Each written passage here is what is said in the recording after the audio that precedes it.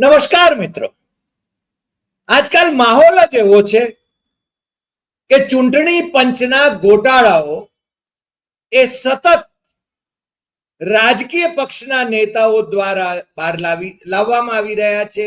એટલું જ નહીં, પણ પત્રકારો પણ ઇન્વેસ્ટિગેટિવ જર્નલિઝમ કરીને એને બહાર લાવી રહ્યા છે અને એની તસવીરો સાથે લાવી રહ્યા છે.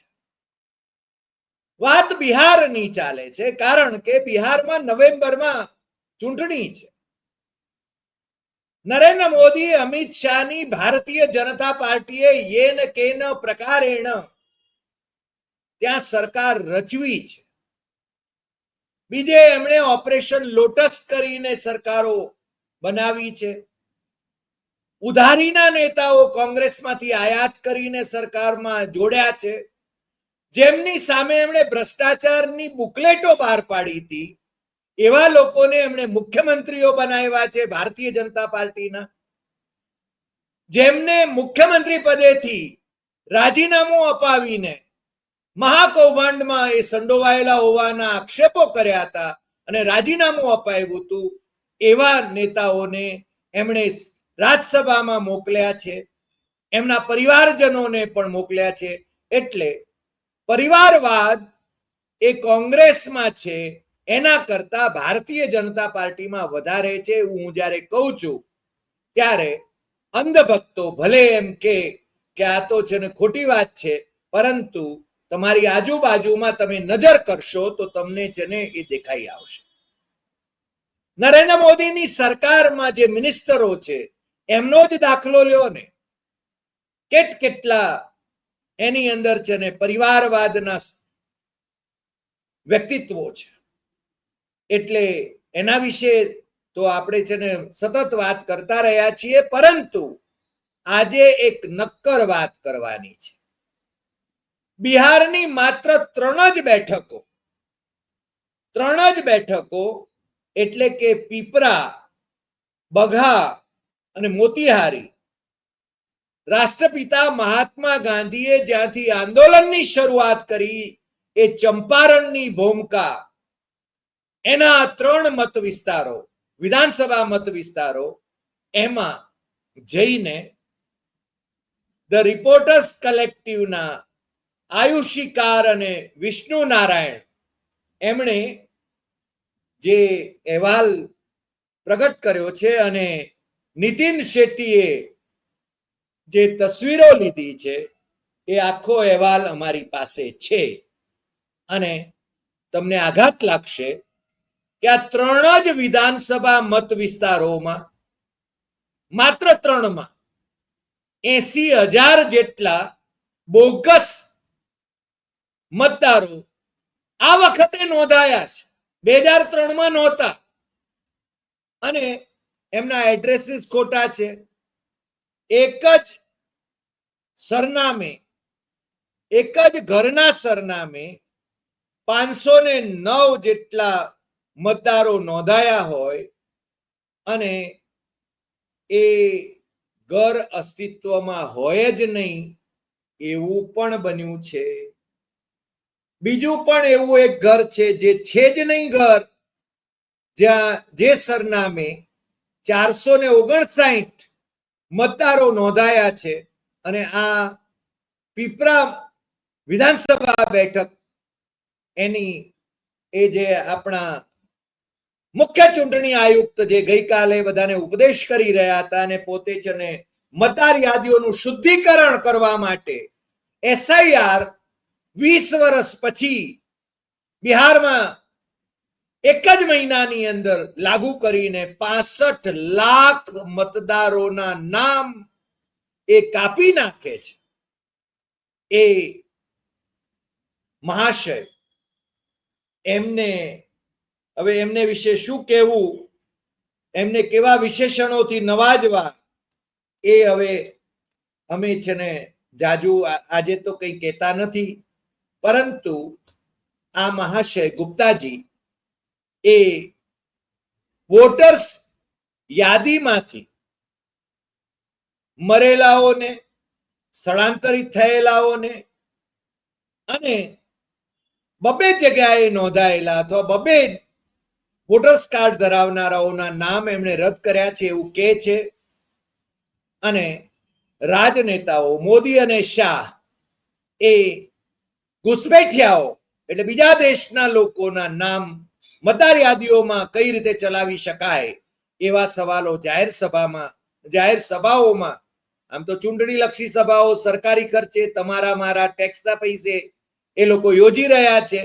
અને જે દિવસે નરેન્દ્ર મોદી ની સભાઓ પૂરી થશે બિહારમાં, ત્યાર પછી તરત જ ચૂંટણીની તારીખો જાહેર થશે. આમ તો નવેમ્બરમાં છે.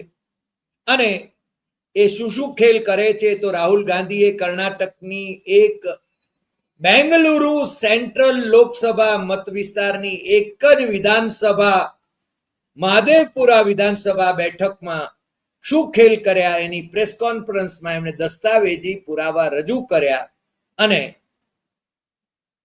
ચૂંટણી પંચે એમને નોટિસ ફટકારી, શપથપત્ર આપવાનું કહ્યું અને ભારતીય જનતા પાર્ટી વાળાઓને કોઈને નોટિસ ફટકારવામાં આવતી નથી. ચૂંટણી પંચ ભારતીય જનતા પાર્ટીના ઈશારે નાચે છે એવું કહેવામાં હવે તો નાનું બાળક પણ તૈયાર હોય છે.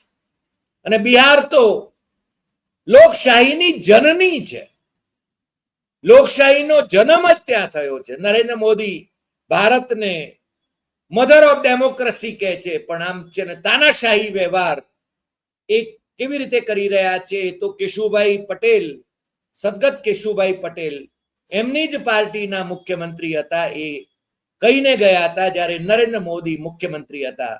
એટલે પારણામાં જ એમના સંસ્કારો ના દર્શન એમણે કરાવ્યા હતા એ આપણે જાણીએ છીએ. હવે આ જે વાત છે, મેં જે કહ્યું કે આયુષિકાર અને વિષ્ણુ નારાયણ એમણે એક જ ઘરના સરનામે 509 વોટર્સ નોંધાયા છે. આ ભાઈ શ્રી જ્ઞાનેશ કુમાર ગુપ્તા એ જ્યારે શુદ્ધિકરણ કરી રહ્યા છે ત્યારે આ કેવું શુદ્ધિકરણ કહેવાય એ તમને લોકોને મારે કહેવું છે, તમે નક્કી કરી શકો છો કે 509 વોટર્સ પાછા અલગ અલગ પરિવારના, અલગ અલગ જાતિના, જ્ઞાતિઓના, અલગ અલગ ધર્મોના એક જ ઘરમાં રહેતા હોય.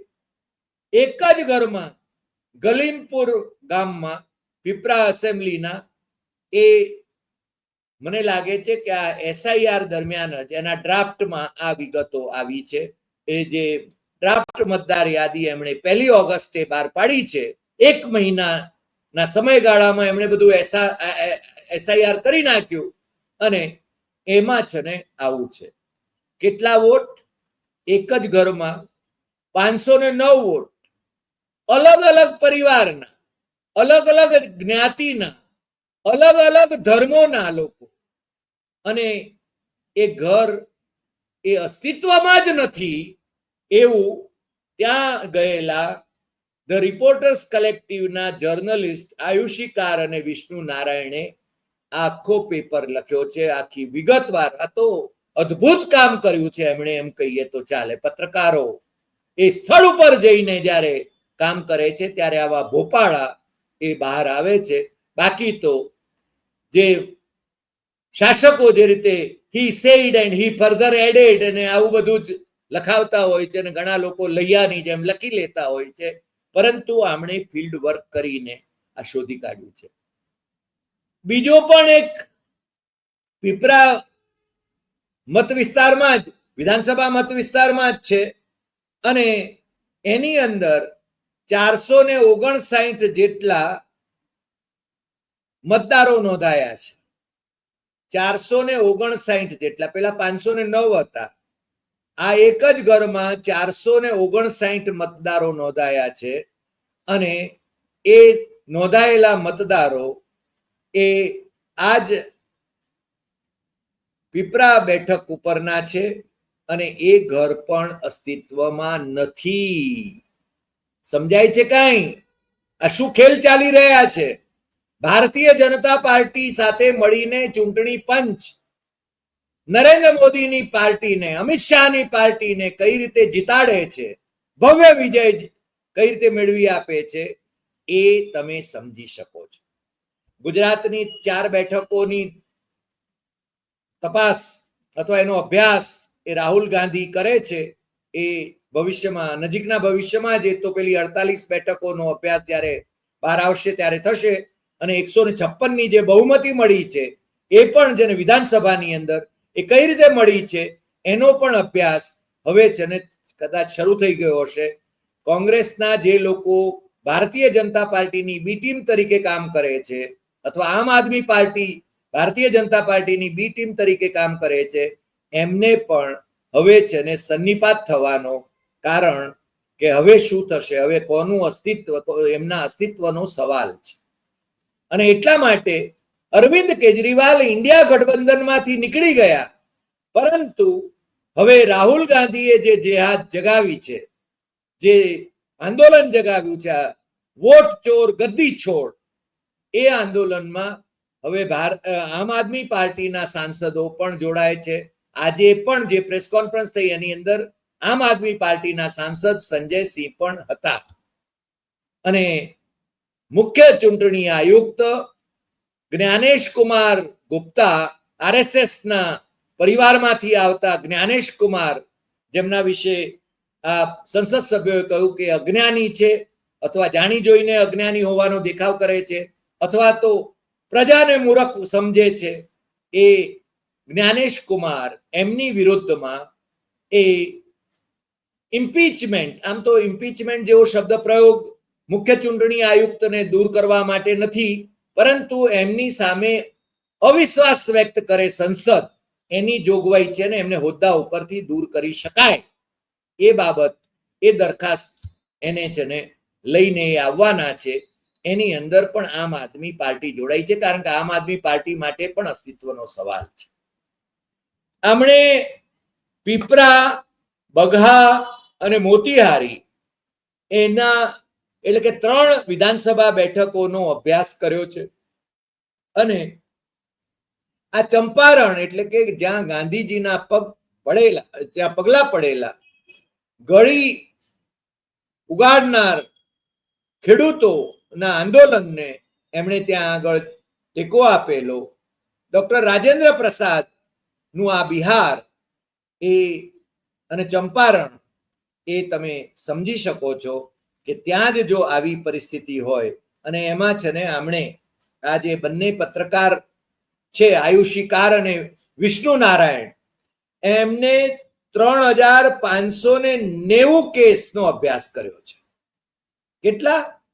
3590 કેસનો અભ્યાસ કરીને આ રિસર્ચ પેપર લખ્યો છે, જે 17 ઓગસ્ટ 2025 ના રોજ ધ રિપોર્ટર્સ કલેક્ટિવે રિલીઝ કર્યો છે. અને સૌથી પહેલા તો અમારા મિત્ર જતીન દેસાઈએ મુંબઈથી અમને પાઠવ્યો, એ બદલ અમે જતીનભાઈનો પણ આભાર માનીએ છીએ. અને પછી અમે એના વિશે વિશેષ અભ્યાસ કર્યો અને આ પેપર અમારી પાસે છે, એટલે અમે એની વિગતો તમારી સાથે શેર કરી રહ્યા છીએ. 3590 કેસ નો અભ્યાસ કર્યો. એમાં ચૂંટણી પંચે 20 થી વધુ વોટ એક જ સરનામે હોય એવા તો અનેક અનેક અનેક સરનામા આની અંદર જોવા મળે છે. આ ડ્રાફ્ટ વોટર્સ લિસ્ટની વાત કરું છું. અને ઘણા ઘર એમાં છે જ નહીં, સરનામા જ ખોટા છે, એ ઘર અસ્તિત્વમાં જ નથી. 20 થી 50 એક ઘરમાં વોટર હોય એવા અનેક છે પાછા. અને કેટલાક ઘર, મને લાગે છે 9 ઘર તો એવા એમને મળ્યા કે જેની અંદર 100 મતદારો નોંધાયેલા છે. 248 મતદારો નોંધાયા છે જે ઘરમાં, એ ઘર અસ્તિત્વમાં જ નથી. એટલે, અને બીજું વાલ્મીકી નગર કરીને એક છે વિસ્તાર ત્યાંનો, એની અંદર યુપીના વોટર્સ લિસ્ટ ધરાવનારા 5000 વોટર્સ એ ત્યાં આગળ નોંધાયા છે. એટલે યુપીમાં પણ એ લોકો વોટર્સ છે અને અહીંયા પણ વોટર્સ છે, બિહારમાં પણ. એ આ જ્ઞાનેશ કુમારના જે ગઈકાલે જ્ઞાન દોડતા હતા, બધાને જ્ઞાન આપી રહ્યા હતા, પત્રકારોને અને દેશને આખું સંબોધન કરી રહ્યા હતા કે રાહુલ ગાંધીનું નામ લીધા વિના રાહુલ ગાંધીની વિરુદ્ધમાં એ જે આખી ઝુંબેશ ભારતીય જનતા પાર્ટીના પ્રવક્તા હોય એ રીતે કરી રહ્યા હતા, એ એમના ભોપાળા હજુ આ તો છે ને એક જ ભોપાળું બહાર આવ્યું છે. બીજા તો રોજે રોજ કઈ ને કઈ ભોપાળા બહાર આવ્યા કરશે અને આપણે એની ચર્ચા કરીશું. તમારી સમક્ષ જે સત્ય હશે, જે તથ્ય હશે, એ વાતો અમે જરૂર મૂકતા રહીશું. આજે આટલી વાત, ફરી મળીશું નવા એપિસોડમાં નવા વિષય સાથે. તમને આ એપિસોડ ગમ્યો હોય તો સૌથી વધુ શેર કરશો, લાઈક કરશો, કમેન્ટ કરશો અને લોકોને જગાડતા રહેશો. નમસ્કાર.